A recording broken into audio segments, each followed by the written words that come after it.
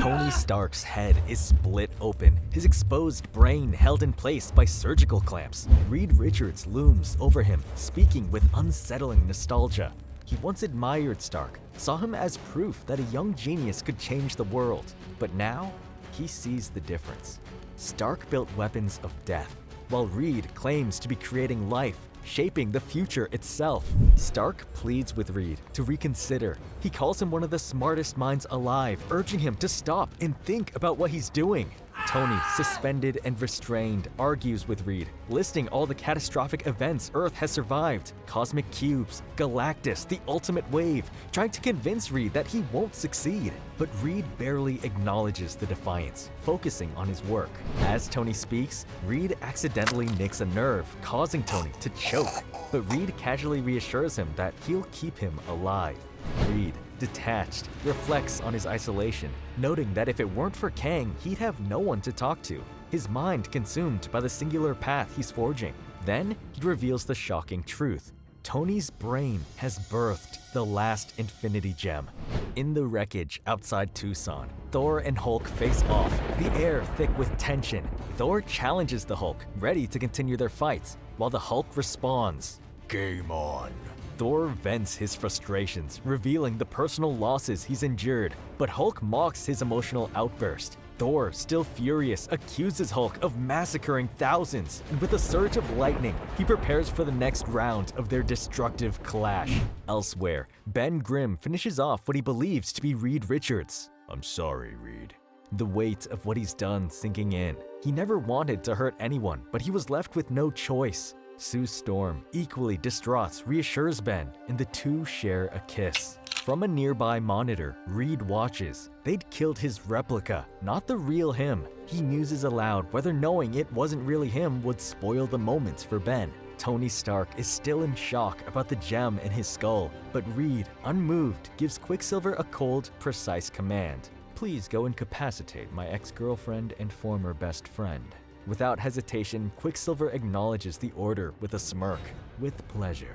Tony and Reed discuss the multiverse, with Tony wondering if all known data about it could be wrong. Reed explains that the universe's death is progressive. It dies faster the closer it gets to death. He tells Tony that finding the treatment, the gems, is the key to saving it. Tony realizes that Sue was right. They are like white blood cells, something Reed finds fitting for a biologist's perspective.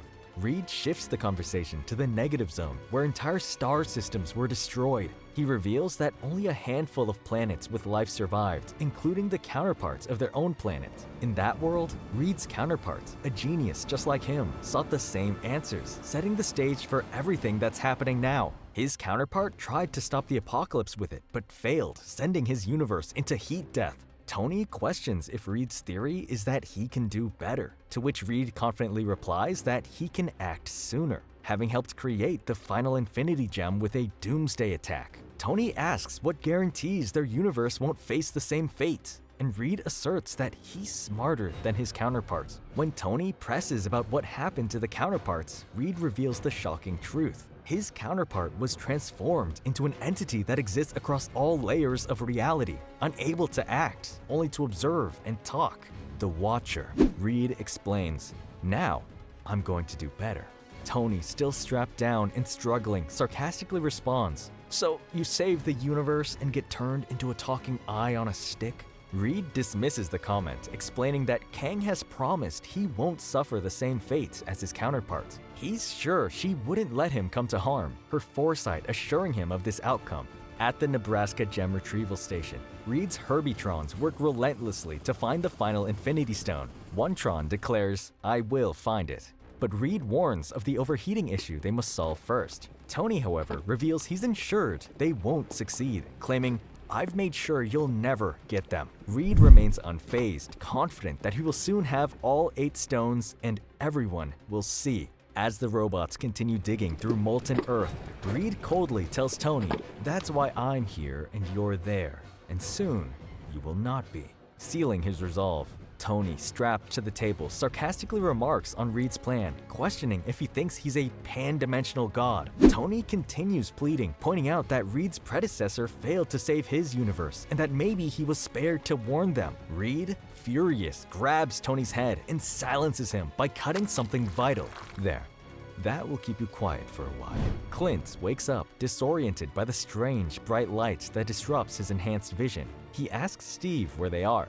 Kang, speaking with authority, interrupts, telling them that the light has unusual qualities affecting their vision. Clint sarcastically remarks on Kang's appearance, calling her no lady, and Steve, frustrated, says he's had enough of the situation. Kang, unfazed, warns them that they'll be staying in the area for a while and advises them to keep their manners. Tired of the situation, Steve grabs Kang's neck and demands to know where they are and how to get home. Captain America throws Kang against the wall, but it's no use as she disappears from his grip and swiftly kicks him in the head, coldly telling him not to do this now. Despite the hit, Steve remains determined, pushing through the pain as he reaches for her. As Kang steps back, preparing to leave, she opens a portal, her presence unwavering as she walks through, leaving Steve behind, bloodied but still defiant. As Kang leaves through a portal, it becomes clear they're trapped in the negative zone, surrounded by its eerie, desolate expanse.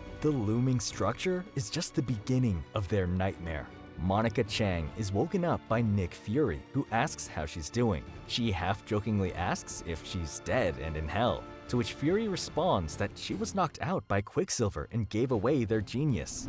Fury then asks if she's ready to take on Reed Richards. Monica, unsure, says it'll take an army. Fury grins, hinting that he's got something better than an army in mind as he walks off, leaving Monica to follow. Nick Fury introduces the team, a group of capable fighters. Monica Chang asks about one of the members, and Fury explains that they're facing a powerful enemy. He then introduces Hercules as their godly ally. Monica is skeptical, but Fury remains confident. She sighs, ready to move forward.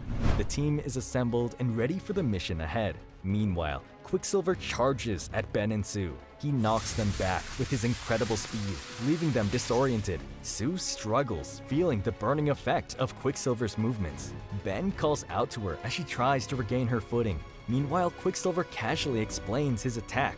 A few million cuts, easy with his speed. The Thing prepares to fight back while holding his fallen ally. Before Ben can attack, Quicksilver strikes quickly, sending him crashing to the ground. Sue screams out in panic, her concern for Ben evident as he hits the floor. The scene shifts back to Reed Richards, who remains focused on Tony Stark as he operates. Reed comments on Tony's struggle, acknowledging his defiance with a cold smirk. He then challenges Tony, confident in his control over the situation as he continues his work, unaffected by the chaos unfolding. Reed calmly addresses Tony, coldly dismissing their resolve, stating that without Thor's godhood, he's just a man in a power suit. He mocks their attempts to stand up, pointing out how physically incapable they are of continuing the fight. Tony, though battered, responds with stubborn defiance, insisting that despite everything, they've always fought back and always won. He refuses to accept defeat, no matter how overwhelming the odds. Reed,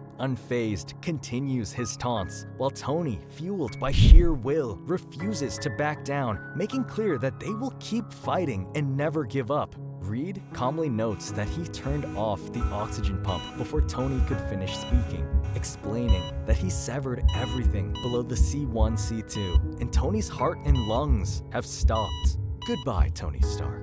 It's been a pleasure. As Reed leaves, Tony's heart goes flat, the monitor showing a long, steady line, signaling the end.